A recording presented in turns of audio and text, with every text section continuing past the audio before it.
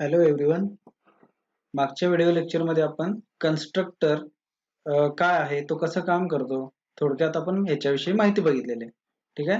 ह्या व्हिडिओ लेक्चरमध्ये आपल्याला टोटली कन्स्ट्रक्टर काय आहे, तो काय काम करतो आणि त्याचे टाइप्स कुठले कुठले आहेत आणि त्या प्रत्येक टाइप विषयी आपल्याला एक एक एक्झाम्पल डिटेलमध्ये बघायचं आहे.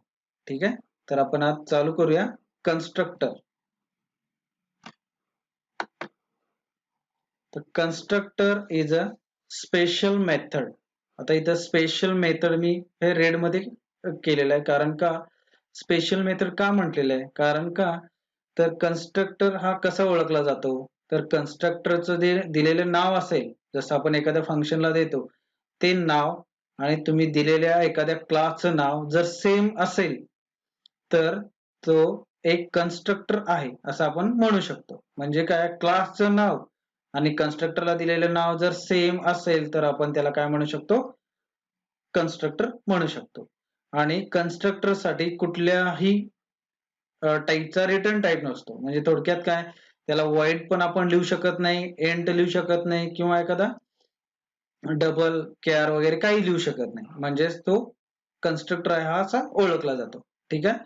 तर कन्स्ट्रक्टर कधी कॉल होतो, जेव्हा एखाद्या क्लासचा ऑब्जेक्ट क्रिएट होतो त्यावेळेला कन्स्ट्रक्टर ऑटोमॅटिकली कॉल होतो. ठीक आहे. हे झाले सिंपल डेफिनेशन कन्स्ट्रक्टरची.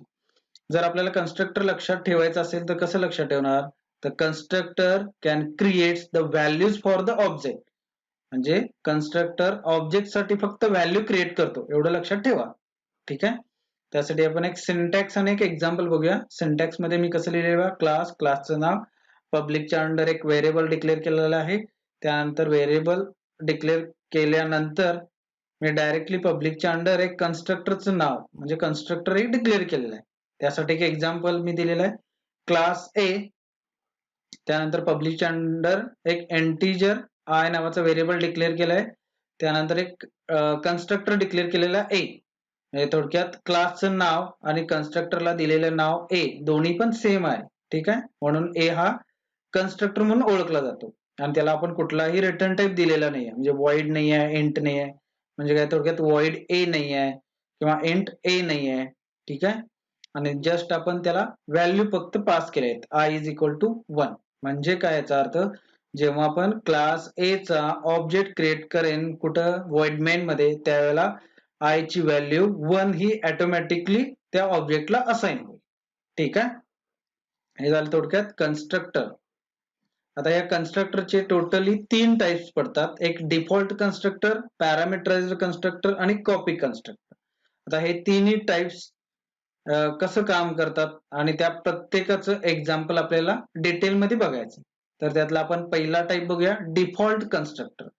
आता हा जो डिफॉल्ट कन्स्ट्रक्टर आहे, हाला डिफॉल्ट का म्हटलं जातं, कारण का it doesn't take any argument. म्हणजे काय, ह्या डिफॉल्ट कन्स्ट्रक्टरला कुठल्याही टाईपचा व्हॅल्यूज किंवा पॅरामीटर्स पास केल्या जात नाही. म्हणजे काय, समजा एक फंक्शन क्रिएट केलेलं आहे, म्हणजे थोडक्यात एक कन्स्ट्रक्टर क्रिएट केलाय. मग त्याच्या पुढे आपण काय करतो, ओपन क्लोज सर्क्युलर ब्रॅकेट्स टाकतो. मग त्या सर्क्युलर ब्रॅकेट्स मध्ये जर आपण व्हॅल्यू पास केल्या त्या कन्स्ट्रक्टरला, तर त्याला आपण काय म्हणू शकतो, it is not a default constructor. म्हणजे थोडक्यात काय, त्याला आपण कुठल्याही टाईपच्या व्हॅल्यूज किंवा पॅरामीटर पास करायचे नाही आहेत. ठीक आहे. म्हणून त्याला आपण काय म्हणू शकतो, डिफॉल्ट कन्स्ट्रक्टर. आणि हा डिफॉल्ट कन्स्ट्रक्टर हा, समजा आपण एखाद्या प्रोग्राम मध्ये कन्स्ट्रक्टर क्रिएट केला नाही आहे, म्हणजे थोडक्यात तो डिक्लेअर केलेला नाही आहे किंवा डिफाईन केलेला नाही आहे, पण कंपायलर जेव्हा एखादा प्रोग्राम रन करतो त्यावेळेला ऑटोमॅटिकली डिफॉल्ट कन्स्ट्रक्टर त्या प्रोग्रामला असाइन करतो. आता डिफॉल्ट कन्स्ट्रक्टर त्या प्रोग्रामला असाइन करतो. ठीक आहे. म्हणून त्याला आपण काय म्हणू शकतो, डिफॉल्ट कन्स्ट्रक्टर. म्हणजे थोडक्यात काय, समजा आपण एखाद्या प्रोग्राम मध्ये एखादा कन्स्ट्रक्टर जर डिफाईन केला नसेल तर तो कंपायलर ऑटोमॅटिकली तो कन्स्ट्रक्टर डिफाईन करतो. ठीक आहे. त्यासाठी आपल्याला एक एक्झाम्पल बघायचं आहे. एक कन्स्ट्रक्ट नावाचा एक क्लास केलेला आहे. क्लासचं नाव मी काय ब्ल्यू कलर मध्ये दिलेलं आहे, बघू शकताय, कन्स्ट्रक्ट. त्यानंतर पब्लिकच्या अंडर मी काय केलेलं बघा, दोन व्हेरिएबल घेतलेत, ए आणि बी. त्यानंतर मी कन्स्ट्रक्ट नावाचा एक कन्स्ट्रक्टर क्रिएट केलेला आहे. ठीक आहे. ए आणि बी ला 10 आणि 20 ह्या व्हॅल्यू मी असाइन केलेल्या आहेत कन्स्ट्रक्टर मध्ये. आणि void main मध्ये मी काय केलेलं आहे बघा, सी नावाचा एक ऑब्जेक्ट क्रिएट केलेला आहे. ठीक आहे. आणि त्या ऑब्जेक्टला व्हॅल्यू ए आणि बी च्या मी डायरेक्टली पास केलेल्या आहेत. म्हणजे थोडक्यात काय ऍक्सेस केलेल्या आहेत. कशा? सी डॉट ए आणि सी डॉट बी ने. म्हणजे थोडक्यात काय, सी साठी ए ची व्हॅल्यू 10 आहे, सी साठी बी ची व्हॅल्यू 20 आहे. हे तुम्ही आउटपुट मध्ये पण बघू शकता किंवा तुम्ही डायरेक्टली रन पण करून बघू शकता. ठीक आहे. हे झालं डिफॉल्ट कन्स्ट्रक्टर. आता त्यानंतर आपल्याला सेकंड टाइप बघायचा आहे, पॅरामीटराइज्ड कन्स्ट्रक्टर. आता पॅरामीटराइज्ड कन्स्ट्रक्टर आणि डिफॉल्ट कन्स्ट्रक्टर मध्ये एक सिंपल डिफरन्स आहे. पॅरामीटराइज्ड कन्स्ट्रक्टर मध्ये पॅरामीटर पास केले जातात आणि डिफॉल्ट कन्स्ट्रक्टर मध्ये पॅरामीटर नसतात. हा एवढंच डिफरन्स आहे. मग जेव्हा आपण पॅरामीटराइज्ड कन्स्ट्रक्टर क्रिएट करतो त्यावेळेला आपल्याला पॅरामीटर त्या कन्स्ट्रक्टरला ऍड करावे लागतील, जेणेकरून ते दिलेल्या व्हॅल्यूज पॅरामीटर मधून आपल्याला त्या पास करावे लागतील कुठं, कन्स्ट्रक्टरला, आणि त्यानंतर त्या डायरेक्टली ऑब्जेक्टला असाइन होतील. ठीक आहे. त्यासाठी आपल्याला एक एक्झाम्पल बघायचं आहे. तर मी एक कार नावाचा एक क्लास क्रिएट केलेला आहे. म्हणजे थोडक्यात कार साठी आपल्याला टोटल मी तीन व्हेरिएबल्स मी इथं डिक्लेअर केलेले आहेत. स्ट्रिंग टाईप 2 आहेत आणि इंटिजर टाईप आहे. स्ट्रिंग टाईप ब्रँड आणि मॉडेल, इंटिजर टाईप इयर. म्हणजे थोडक्यात काय, ह्या क्लास कारच्या ह्या प्रॉपर्टीज आहेत. म्हणजे या कारचे ब्रँड कुठले, कारचं मॉडेल कुठलं आणि कधी तो, म्हणजे ती कार कधी एस्टॅब्लिश झाली त्यावेळेसाठी. ठीक आहे.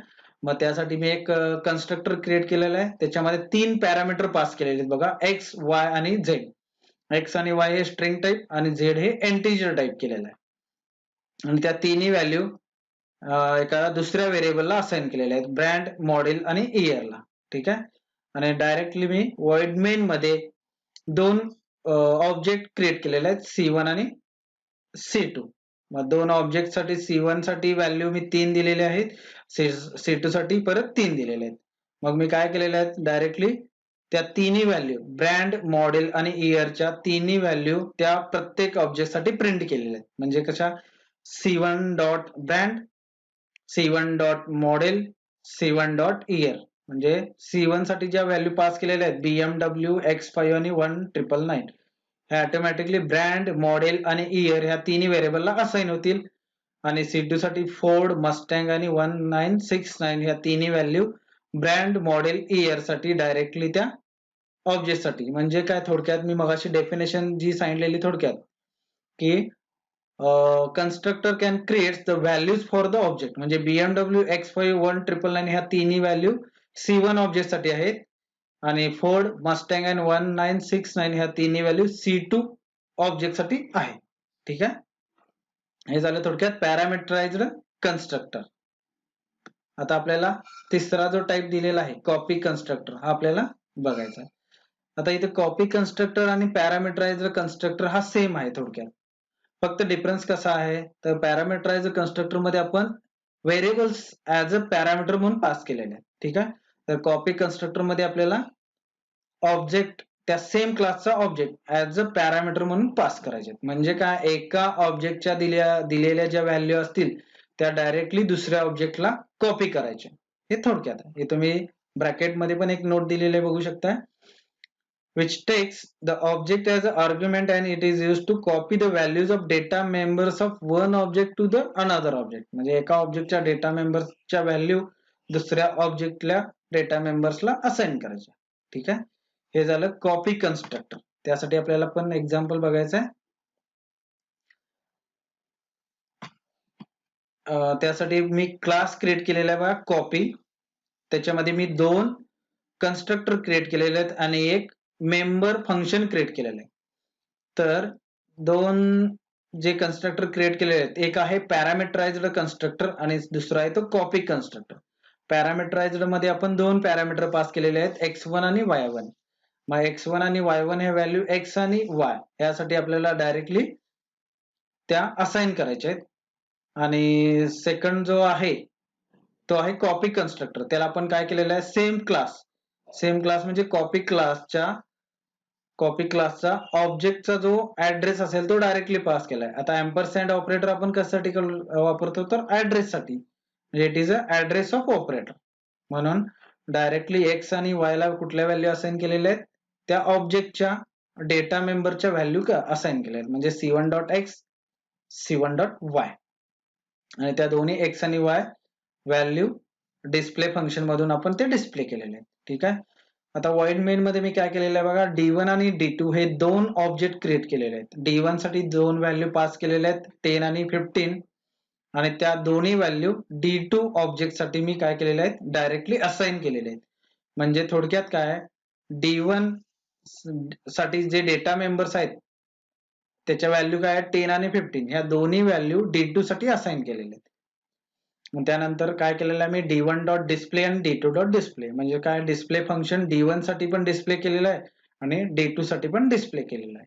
आणि तुम्ही बघू शकता आउटपुट मध्ये पण एक नॉर्मल कन्स्ट्रक्टर म्हणजे पॅरामीटराइज कन्स्ट्रक्टर आहे, त्याच्या व्हॅल्यूज आणि कॉपी कन्स्ट्रक्टरच्या व्हॅल्यूज दोन्ही सेम आहे. ठीक आहे. या व्हिडिओ लेक्चर मध्ये आपल्याला हे 3 टाइप्स आपल्याला बघायचे होते.